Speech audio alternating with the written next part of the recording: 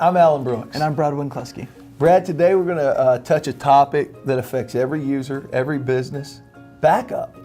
You'd be surprised how many people don't back up their computer or their server. I mean, you actually have a statistic on that. What is it? Yeah, it said first of all that 40% of all small businesses don't back up anything whatsoever. Awesome.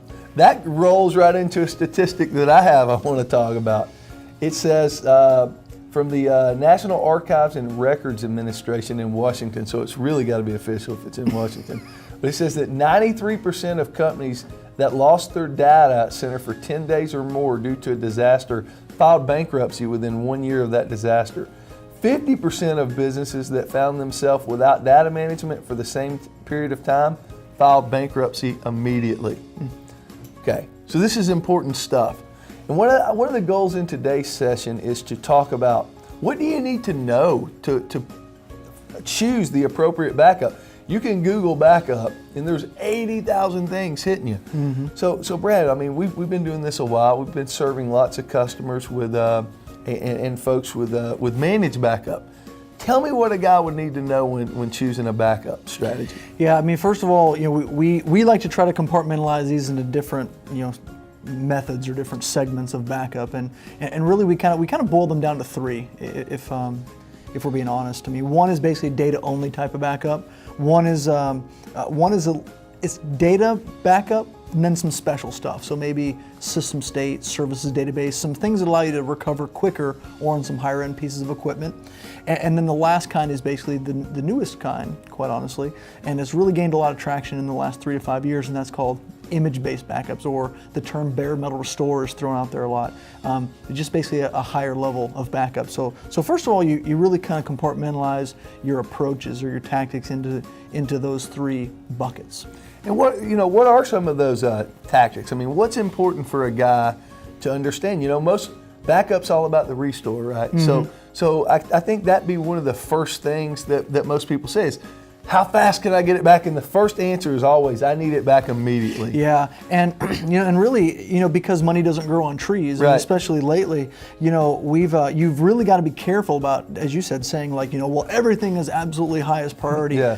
A person, whether they've been doing this for 5 minutes or 5 years, they really have to be very clear about the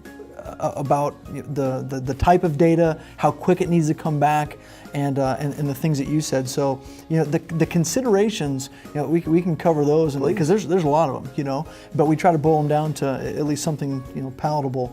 And I mean, so the methodology you can kind of go through is you look at what the protected machine is. Is it a server? Is it a workstation? Is it a tablet of some sort or something like that? And where is the data on that device?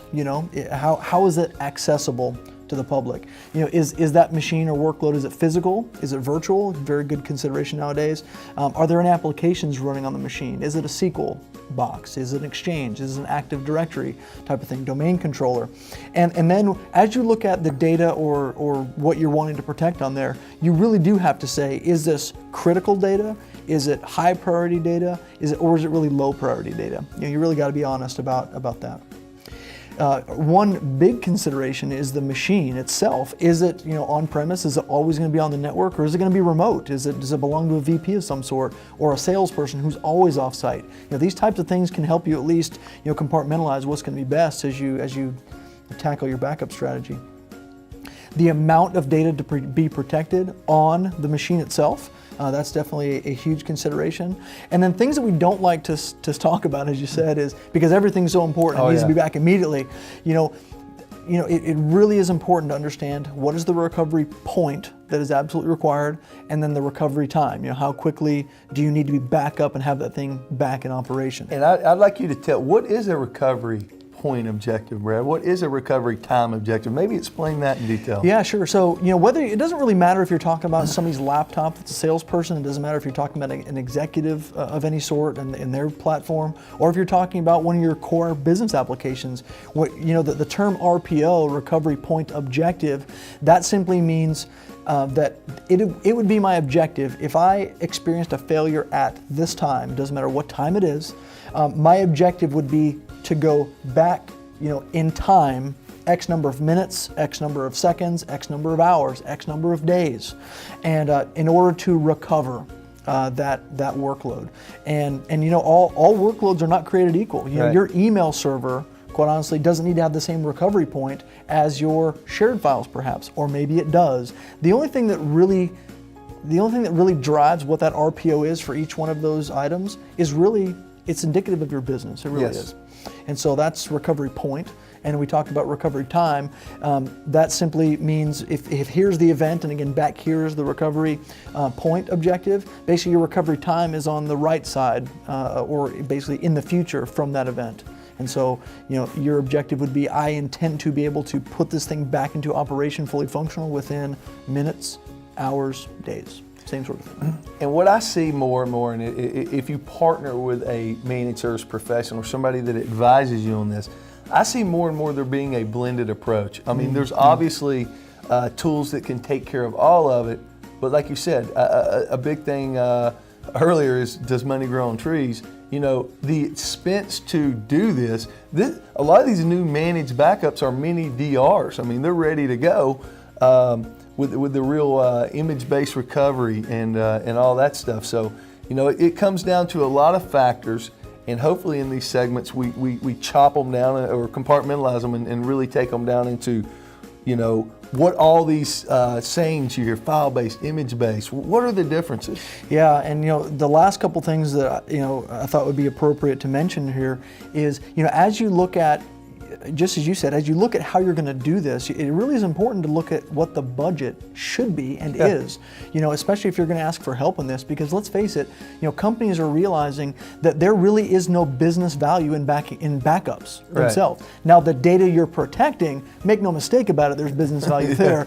But the act of actually just ensuring that you have a backup, I mean, man, you're not really taking anything new to market. You're not serving, your user community. You're not improving any sort of business process. I mean, so it just is a necessary evil, and so people are realizing more than ever, as a CIO, IT manager, even as a team leader, or anything like that, they're realizing that even though it's a requirement, even though you got to have backups going on, again, there's very little business value from doing those mechanically every day.